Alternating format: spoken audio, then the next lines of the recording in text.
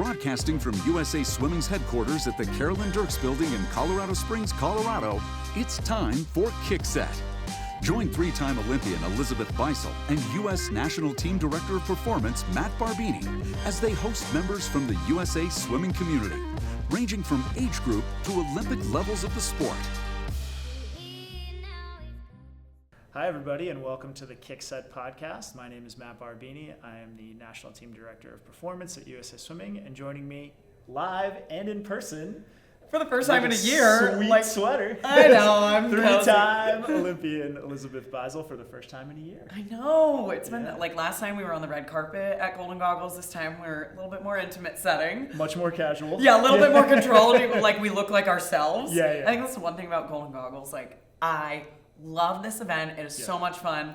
But it's honestly a subtle reminder of like how bad I look 364 days of the rest of the year, because everybody's like, Beisel, you look so good. And I'm like, thanks. It just means it's really that bad. Every time. Right? Like you don't even get recognized. Yeah. No, you clean up nice. Like, was I not clean before? Like, was it really that bad? Like, thanks. But our guest today is awesome. Like, Barbini and I have known about him for a while just because he's come up through the national junior team pipeline, but really had a breakout summer this year, and I'm going to let you do your thing and embarrass him. But so we spoke to Jack Alexy to discuss his past season, a little bit about Golden Goggles, and then a lot about his World Championship experience. He is nominated for 3 Golden Goggles. At the end of the episode, you'll hear that I messed that up. But that's 2, okay. We're letting the people know now. I missed. Sorry, Jack. I missed one of these 3. But male athlete of the year, breakout performer of the year, and male race of the year for his 100 free, because he did medal in the 100 and the 50. So important to remember this is the 100 that he's nominated for.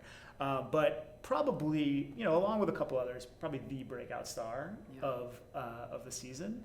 And his insights about that are really interesting. And just insights on, he was on an NBC photo shoot promoting Paris 2024. So really gave us the nitty gritty of to like what that looks like as a current athlete training who's like pretending like he's going to Paris, but not. It's a really interesting conversation. Great conversation. So we really enjoyed it.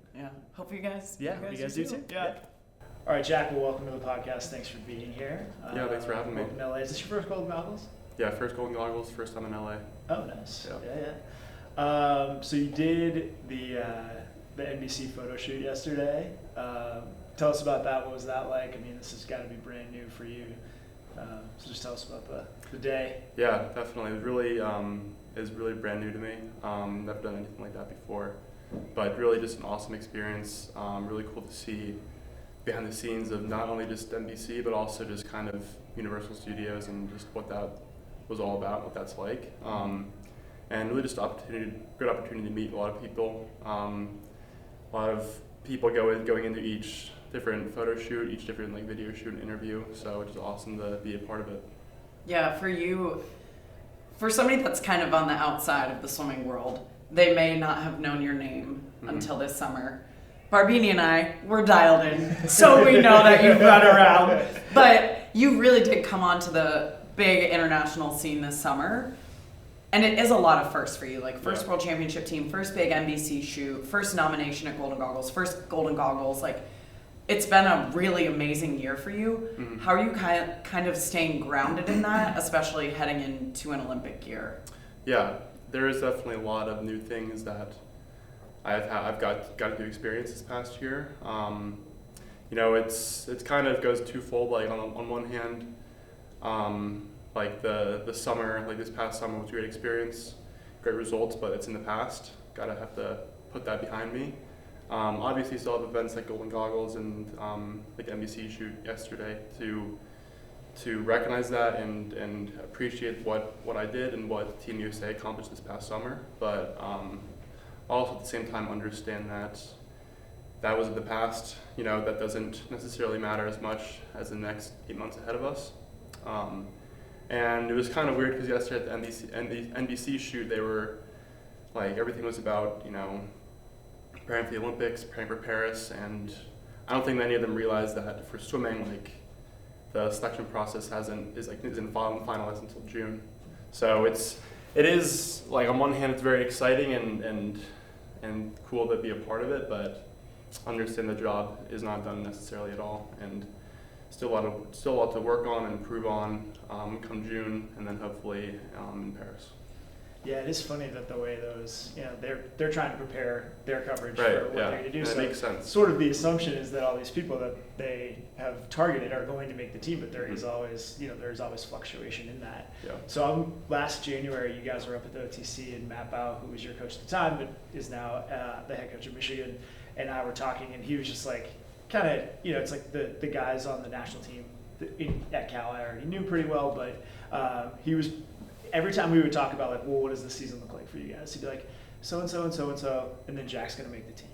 So and so and so and so. Yeah. And he like was very much like believed that you were going to have a breakout last year. And then I watched that camp and I was like, he's gonna make the team. Confirmed. You were right. Yeah. Because you just had a great camp there. So and you progressed through NCAAs and all of that. So how were you feeling going into nationals, knowing that you had a good season, had put in a lot of good work? Were you feeling like you were confident? Were you just trying to take it step by step? Like, what was your process going into that? Yeah, I was feeling very confident, and definitely, I think there's a fine line between being confident and being overly confident / like almost arrogant in a sense. I observed a lot this summer at nationals, a lot of people coming in that have made past teams, and they kind of walk in and carry themselves like their spot is guaranteed. And I think a lot of people fell into that trap because there's a lot of newcomers that made the first international team this past summer. And I think that, there's the fine line between being confident and overly confident. You have to find that right balance between, carrying yourself with some, poise and having some sort of presence on the pool deck, but also, realizing that the process is still underway and nothing's guaranteed. And that you still have to execute on race day, and anything can happen. So, but I was feeling very confident going into the nationals, and after NCAAs in March, had a great college season, and then the shift immediately focused to long course season after that, which I loved. And we just had a couple great TYR meets, got some good times thrown up there, and honestly, I thought that my goal was just to make the team in general, whether it be, winning or being 6th place and getting selected for a relay spot.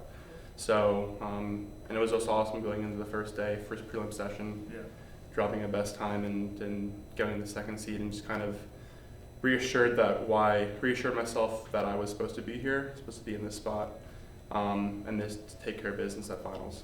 Yeah. You talk about having that balance of poise but confidence.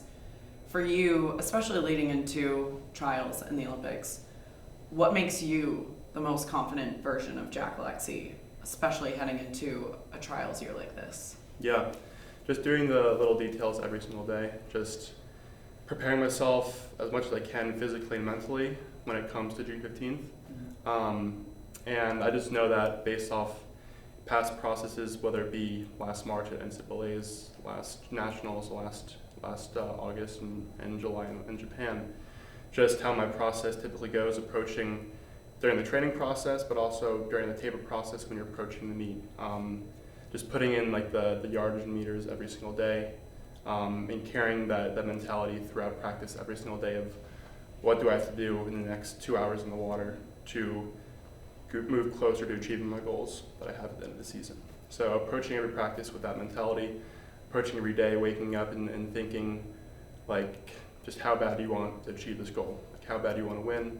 How bad do you want to make the team? And just carrying that mindset, waking up, going to bed throughout practice, and just kind of letting that feeling it in an emotion not overwhelm you and consume you, but let it fuel you and drive me. And that's kind of how I found a lot of confidence leading up through my process to the meet. And then when it comes to race day, I know that I'll be confident, I'll be calm, and all there is left is to execute. So going back to that 100 free at nationals, the prelim was so fast. Everybody qualified really fast, and then the final kind of turned into like a rock fight. Everybody pretty much went a little bit slower. Did you feel like a lot of nerves going to that final? Was the atmosphere what do you think played into that just turning into kind of a race as opposed to everybody just kind of most times, especially in the U.S., we're pretty good at going fast every night. And sometimes when the lights crank up, especially it's at a harder trials to meet. do that. Yeah. Especially on day one when nobody's made the team yet. Like this is all. Right. So just take us through that Yeah. couple minutes. I mean, I can't speak for Well, the other swimmers in that yeah. final, but for myself, I wasn't too nervous. I think every single race that I've done, whenever I was, a little kid to, the finals in Worlds, like I was certain I had nerves. I was a little anxious, but I found a way to use those nerves and anxiety to bottle it up and use that to harness some sort of energy towards that race. So I did that exactly for the 100 free and races, prior and past to that. So mentally, I was in a good place. I was talking to my coach before that, and they told me like they believed I could win, and I believed that I could win that race. And it all just kind of came down to just how bad it is. Like, it's just a race. Like, it's a sprint race. I knew that I didn't need to have a perfect race to make the team or win. And that didn't happen at all. Not a perfect race at all. Like you said, at the times were slower than the prelim session, and they was so close within each other that it really just came down to who wanted it more, and also just pure chance and kind of pure luck that it happened. Because I think I won by 0.05 or something, which is nothing, Yeah. So. But I'm truly grateful for that experience because that opened up so many opportunities for me, and just glad it happened. I'm sure it gave you a lot of confidence Yeah. too, especially, heading into Worlds where you end up winning 5 medals, you medal in every event that you swim in. That's huge, especially as an international team rookie. Do you have a favorite medal or moment from the entire meet, or just the meet in general? Like, what sticks out to you? A few favorite moments. I think like each race was really special to me just because as the meet went on, I learned so many different things from the process, from the warm-up to the ready room, just walking out on deck or walking out when you're getting called out for your name, handling all that that pressure, that anxiety, and just taking in the whole scene in Fukuoka. But I think getting that silver medal in the 100 free was really special just because I think that after nationals, maybe people thought that the men's U.S. sprinting was in trouble or wasn't as fast as some other international countries' trials. And then after my semifinal swim, a lot of people doubted me, and they thought that that was just, I had a few good races but can't handle pressure, can't handle all these things. And I knew deep down that wasn't the case, and I knew that I could do a lot better and I could medal in the 100 free. And when I did and saw the results, I was just like, all right, what else do you want me to say? Come on, it was in the pudding, baby. And I say that now, and that's, I do look back on it, and I know that there is so much more in there to improve on, and I know I could have won that event. I just could have done little things better in that race to put myself in a better position. But that's what the next couple months are for, to improve on and work on. And also another favorite memory was the relay at the end with Murph, Dare, and Nick, myself.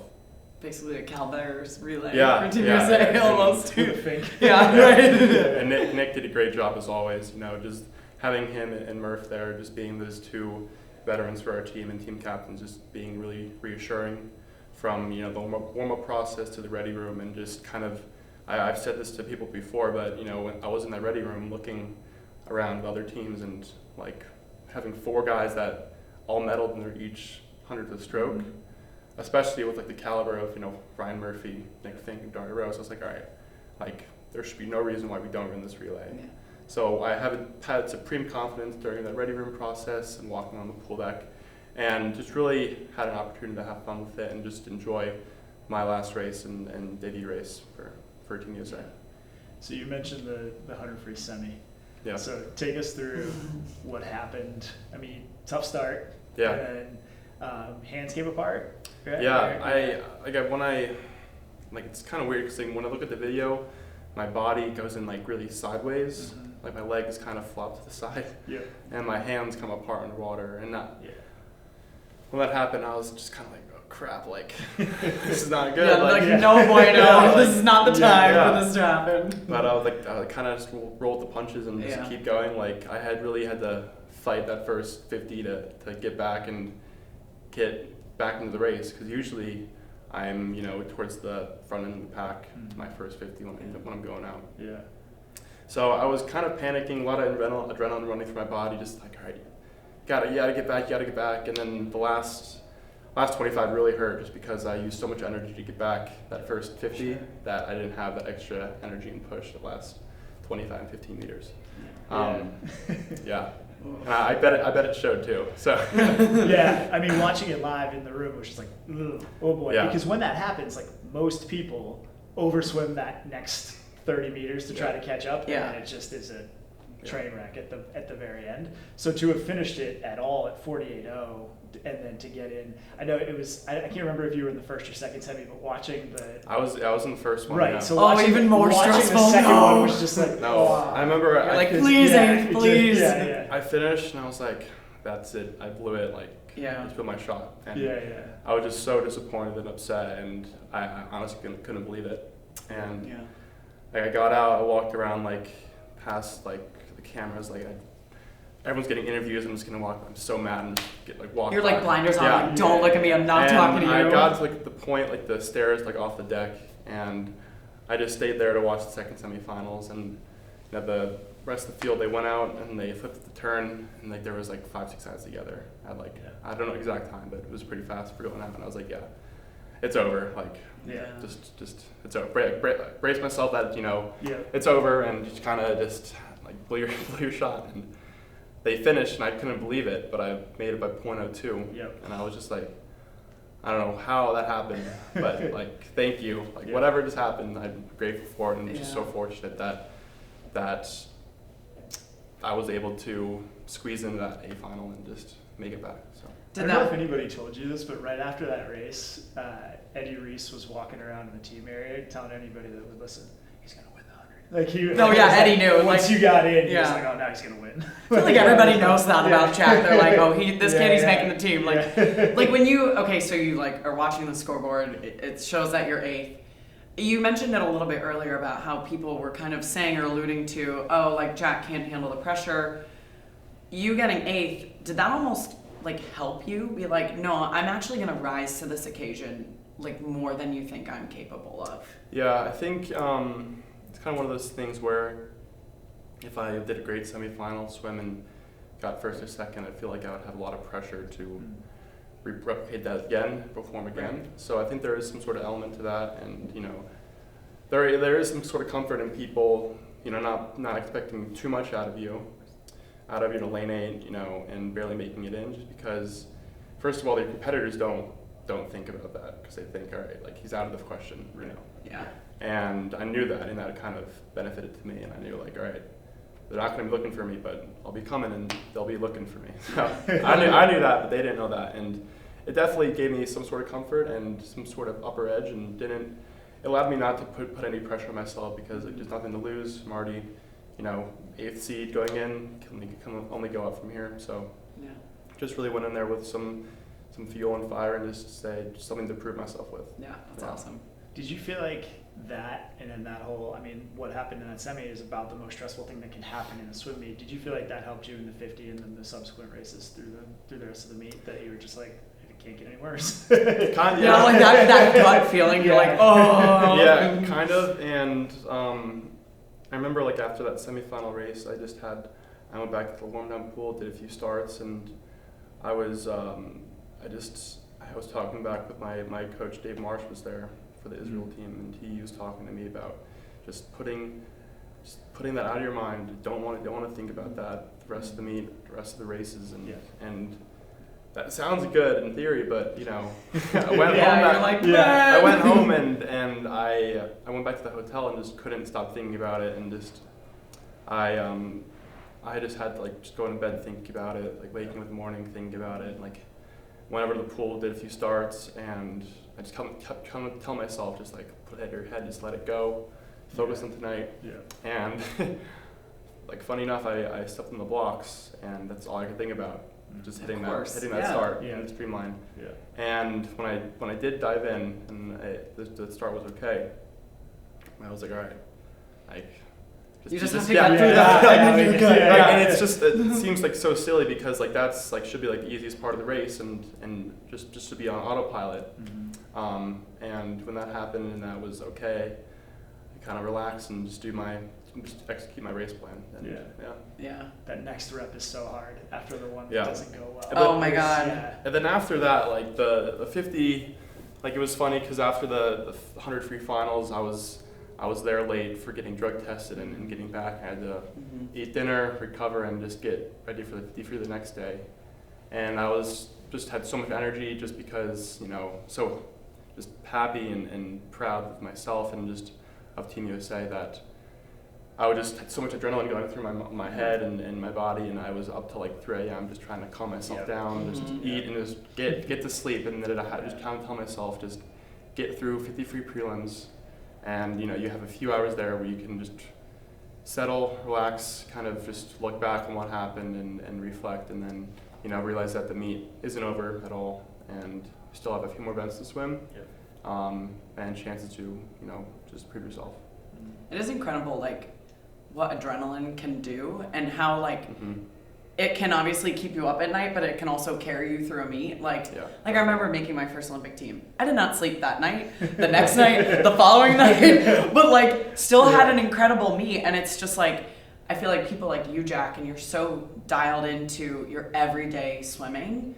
The hay is in the barn when you get to the meet. So you're somebody where I don't think if you don't sleep at all during the meet, you're still gonna be okay. Yeah. Which is like awesome, but like obviously not ideal. But in this like fresh wave of, I feel like there is a fresh wave of men sprinters right now, and it's like so cool that you're leading the charge. And what does it feel like for you to kind of carry that torch right now at the moment?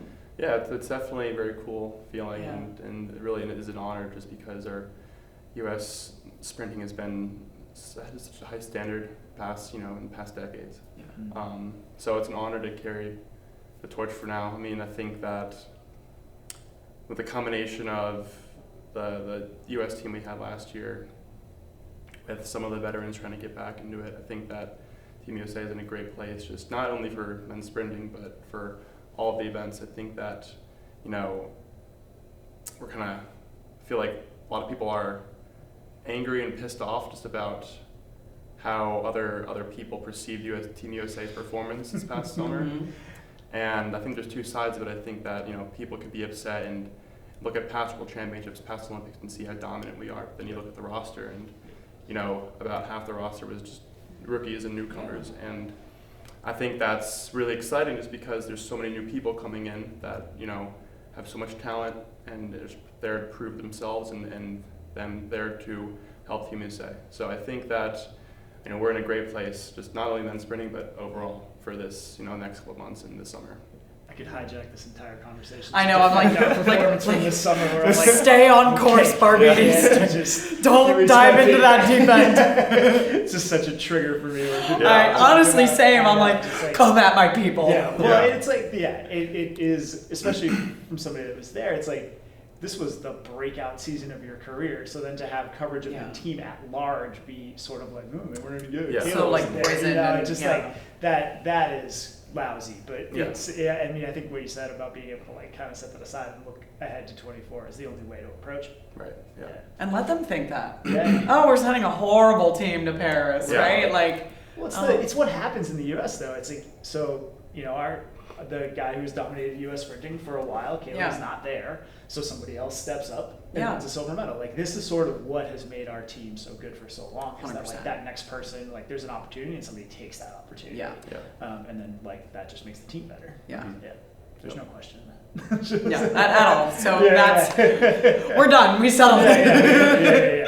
We're gonna be great. Everything's fine, everybody. Yeah, should be a social kick. Yeah, we can do some social kick. I love social kick. All right, so social kick is just some questions that come from people that listen, so via Instagram or some other social media platforms. So we have 5. Really hard questions. These are really hard. Hard. This one is, we usually try to say the name, but this just says random username. Why Cal? Why Cal? That's because Dave Durden submitted Yeah, it. He's like, I just Coach Durden, 23. So he doesn't have. I'll answer that question, but like Dave Durden, my coach, doesn't have any like social media at all. Like no Instagram, like no. His wife does though. His wife does, yeah. I follow But her. Yeah. like some guys on the team think that he has like a burner account that he uses. Because like I don't know, he just knows so much about what's going on in the swimming world and just what's going on. Yeah. Well, that's why it says random user. I don't know. It's Durden. But yeah, why Cal? So when I was going through my my recruiting process and visits, early on, I established a great relationship with Dave just because he came out to visit. He was recruiting Destin Lasco, and I was I think my sophomore summer, and he just stopped by my practice just to watch my practice, and he, when like recruiting season, like the recruiting time opened, I was just waiting for my call from Dave, and I was like, all right, like when's he gonna reach out to me? When's he gonna like email me or text me? But yeah, my first couple calls with him were really, really great, and really just talking about, you know, getting out there for a visit and where that's gonna fall within my schedule and their schedule. I took a visit to Texas, UVA, and Georgia. All great visits, all great programs, schools, and then to Cal was my last visit about a month later after all my visits. And I went out there and, you know, immediately on just seeing how the team fosters people coming in, like newcomers, and welcoming people with open arms, just not only the team members and teammates, but the coaching staff and the support staff that they have. And when I was there during the ring ceremony for 2019, I believe, and I remember having a bit of like a panic attack, thinking like, I really love Cal, but I also really love this other school. I don't know which I'm going to choose. And then I remember my flight back to New Jersey, like I just realized like that Cal is just a place where I want to be. And I remember telling my parents that they were sitting right next to me, and just realizing that, and just having that feeling come naturally, and just having that confident decision and choice in your mind, just a great feeling. And it's just awesome seeing firsthand these past 2.5 years, seeing everything that I hope Cal will be and more, just great teammates and just lifelong friends that I've already made and will continue to keep for the rest of my life. So many great coaches that I've been in contact with, you know, Chase Kreitler, Matt Bow, Matt Martinez, and they're all doing their own thing. Wisconsin for Matt, you know, Michigan for Matt, and Pitt for Chase. And you know, there's so many different coaches that I've crossed paths with, so many different swimmers and teammates I've crossed paths with, and you know, I think that there's a really special group in California, and I think that it's the best training group in the world. And I think there's no other coaching staff, no other teammates, and no other support staff that's truly like it. And no team has alumni supported NCAAs like you. Oh yeah. No, there's no team like Bear on suits Carolina. are just, You walk in like coming down last day NC's in the hotel, and you know there's parents, alumni. You know, they're in their bear suits, just like it's 7 a.m. and they're all amped up. And they're like, all right, like we got this, let's go. No, like I want to be on the Cal men's team. I'm like, and then like give me a bear suit, I'll cheer. I don't care. From a game. I know. And then like you go to like the pool deck and you're there before your race, and Minnesota is really special because there are seats on both sides of the pool. Yeah. And you look to one side and there's like the Cal parents up there, like the other side and the Cal alumni are up there.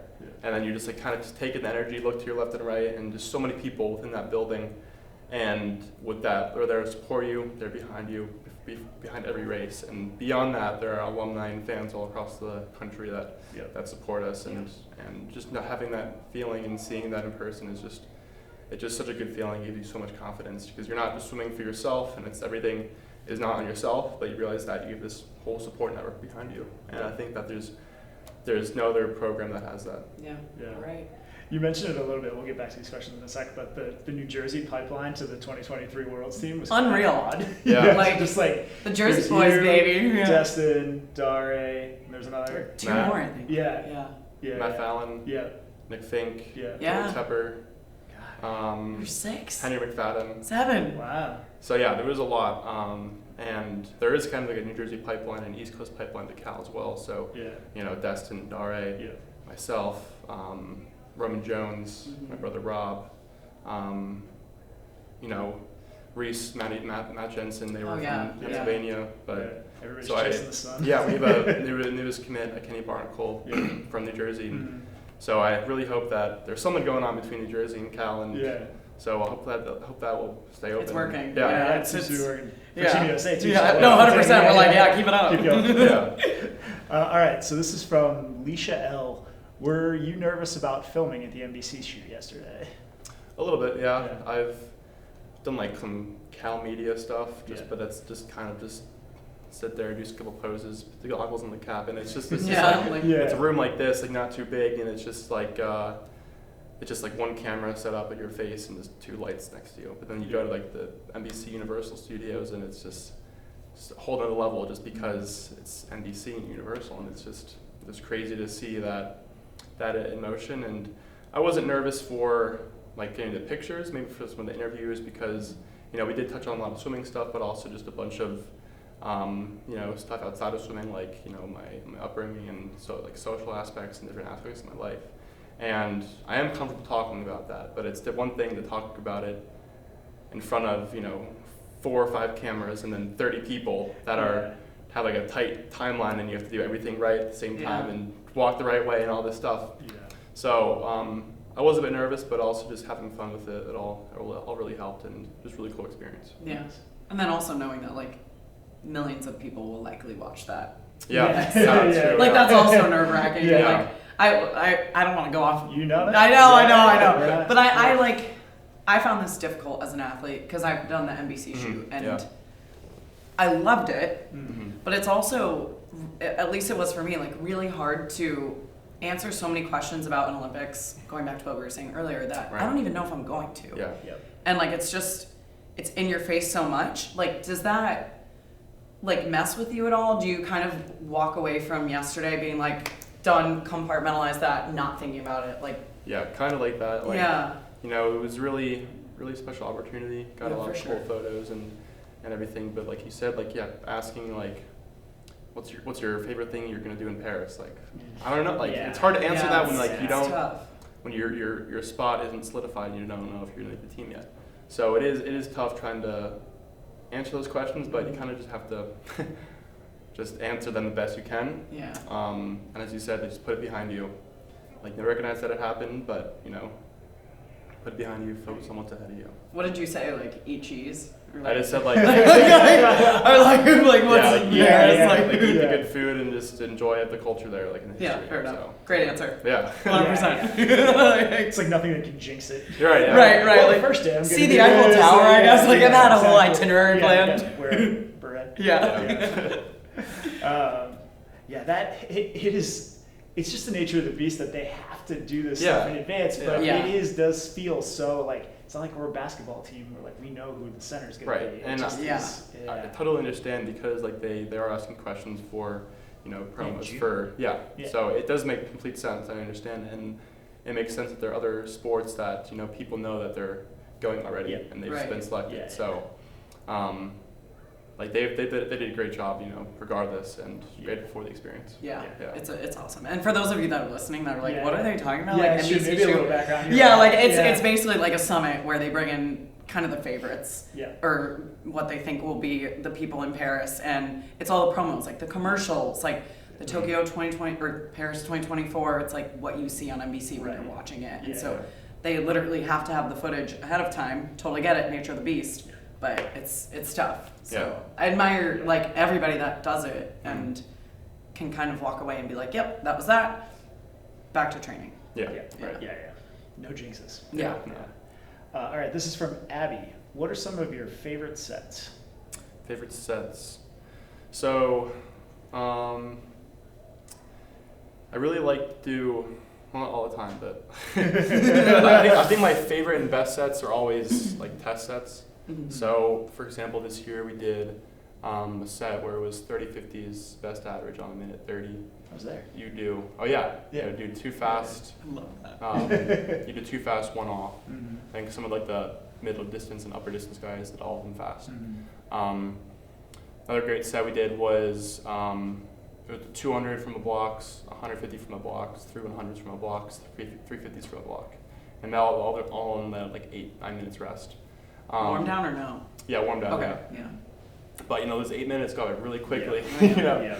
And just sets like that, because even like some days we've had like 8 or 9 of those like test sets on Tuesdays from October 1st till about now, and some of them go really well, some of them don't go really well, and that's just kind of how the training cycle is, and how your body adapts to each week and each day. And I feel really great after a good test set, and when I do a great job, hit all my times and hit great details. And then sometimes I get really upset and just annoyed that I could have gone faster, could have done better, just because my body is just in a bad physical place and just really run down and fatigued at that time. But just kind of have to remind myself that even I think during those bad test sets or bad practices, you're still improving. You kind of have to have those bad practices, a certain amount of time to let your body adapt, let your improve and get that that progress line is not like a linear straight line from start of the season to end of the season. You have these ups and downs where have great practices, great races, but also bad races, bad practices. And I think that's all part of the process and journey to having a great season and putting up some great times. Yeah. So, and understand that even if you're not feeling 100% that day, you can still put 100% of your effort in for that practice. Right. Yeah. So realizing that you're not going to be hitting your fastest times today, but you can still hit all your details and put in your best effort you can. Yeah. I was there for that 30-50 set. And I always feel my job on a pool deck at a practice like that is to provide technical feedback and provide video for anybody that doesn't know. So I was there with a GoPro, filming a little bit.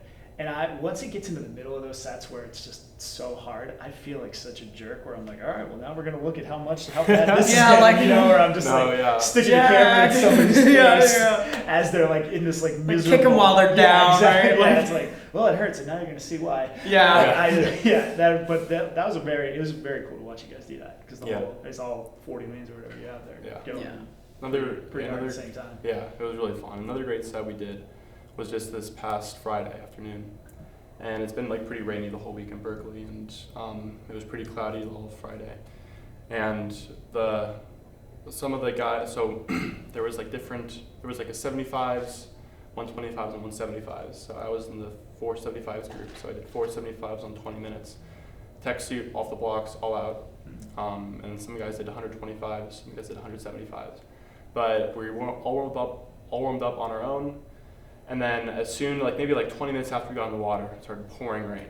So rain's pouring, it's dark out, the music's going, and it's just it's really cool just because there's 50, 60 people on deck, all getting fired up and feeding off the energy and all right, it's raining, let's go, let's do it anyway. It's a mood, I love it, And you kind of have to embrace that, give into it, it's cold, it's wet, music's going, just get up, go fast, because if you can go fast, in that environment, if it's rainy, cold, whatever, you can go fast in an indoor pool or outdoor pool when it's sunny or nice conditions. But that's one thing I like about Berkeley is I don't think many groups or many training teams go through that.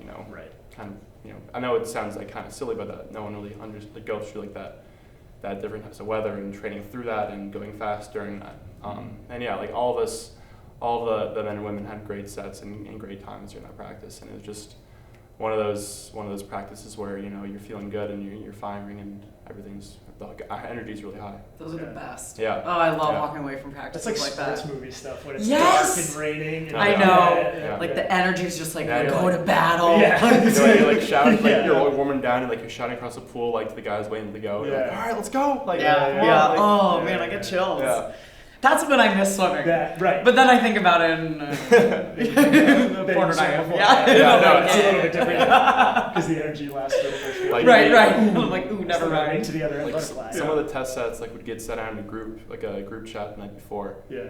And one of my buddies, his name's Sean Swift. He's an IMer, and I'll be yeah, man, I got I got 1075s tomorrow. Yeah. He's God damn it. He's I got 10 4 a.m. Yeah, no, it's I got 8 3 a.m.s tomorrow. How fast? I'm that sucks. Okay. He's and mine are on 5 minutes. Your 75s are on 8. How's there?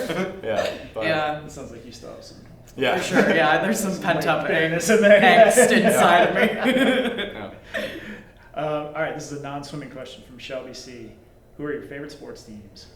Favorite sports teams? I'm not like a huge. I don't have like one specific like favorite team, but Okay. I like the Warriors. They're Right. fun to watch. Yeah. Like, I don't want to be like classified as like a bandwagon just because like they've been really good this past couple of years, but I don't know. They're fun to watch. Steph Curry's fun to watch. I like the Browns as well. The Browns football team, just fun to watch. Like I was a Jets fan a little while ago, but then kind of gave up on that. Just Probably for the best. Yeah. It's a tough life. being a Sadly, Jets fan, I know. think. Yeah. It is. So Yeah. but just like watching. I don't watch a lot of sports in season, but I like watching like football playoffs and NBA playoffs. So Yeah. Nice. All right. Last one. This is from Soph L. What is your biggest motivation that has helped you succeed? My biggest motivation is probably just the idea of self-improvement and being the best version that I possibly can, and that's in and out of the pool. So there's a man that he's an author, ex-Navy SEAL, and like ultra athlete named David Goggins. Oh, Yeah, one of the things that he kind of preaches and talks about is being the best version of yourself and looking back on your life and not being haunted by the ghosts of your potential and just reaching your full potential in every aspect of life. So there's the kind of that idea of reaching your full potential and fulfilling your potential rather than falling short. And just looking back and realizing that if you did, if you put maybe like 10% more effort in or did the little things here or there every single day, it could have made that much of a difference. And I truly believe that, and that's just something that I live by every day and just try to maximize my potential every single day with every decision I can do. So. Great. Well, Jack, thanks so much for being here. And good luck tonight. You're nominated for Male Athlete of the Year and Breakout Performer of the Year. So Awesome. Yeah, thanks so much. Good luck tonight. Thank you. And the rest of the season. We'll see you down the road soon. Thanks so much. I appreciate you having me. Well, thanks again to Jack for being on. Really insightful conversation and really great perspective for somebody that's done this just once and really is going through the aftermath of a great summer for the first time. Yeah, I think that was like the main takeaway, at least for me, was how in tune he is with his training, his mindset, like where he needs to be, knowing that like it's not a linear progression, like, and accepting that and not getting frustrated at practices that might not go his way, because that's like the reality of life, So I'm leaving this conversation being like, oh, this kid is not only going to the Olympics next summer, but like he's on the podium for sure, if not on top of the podium. Yeah, I mean, there's there is a lot looking ahead for him and a lot looking up for him, and you can see why he connects so well with Dave, his coach, because the precision with which he talks about his races is very similar to the precision that his coach approaches it with, which is like you combine those two things plus the talent that he obviously has, and it's like the sky's the limit for this kid. 100%. And it's beautiful to see. It's like I almost wish I had some of that when I was swimming. Maybe you too, but it's just like, oh my gosh, this kid wants it so bad. Nothing is getting in his way. He's gonna do everything it takes. And what he was talking about with David Goggins and just being the best version of yourself. I'm even listening to him say that and I'm like, yeah, I need to be the best version of myself too. It just applies to everybody. And it's for such a rookie, and he's not even that young, but he's young. Well, he's young, and he's for those of us that are older than that, it's like I was not like that at that at age. all. Not even close. I had none of that perspective. I was not seeking outside resources to help me find motivation to go in the right directions. None of that. So he's miles ahead of he's a lot somebody. All of us. All of us. And great, thanks, Jack, making us feel good about ourselves. Miles ahead of where I am right now. Right. But at this point, Golden Goggles has wrapped. Yeah, you guys will know whether he won any of these awards. We do not yet, but you will by the time this comes out.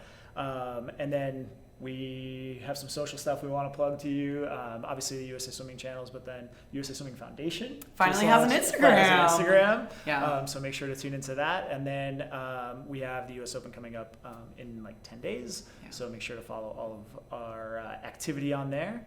And Beisel, It's always a pleasure to do Always this a in pleasure, person. Barbini. This is like a treat for us. I did enjoy the red carpet. I also enjoy just being in a sweatshirt and sitting in Yeah, a chair as and opposed being to like looking like our haggard selves. right, Yeah. instead of like trying to like yell over the crowd to someone I that's know. 8 inches taller than me, like, what do you think You're about like, your suit? I know. It's like, Just another reminder Yeah, that yeah. I'm so tiny.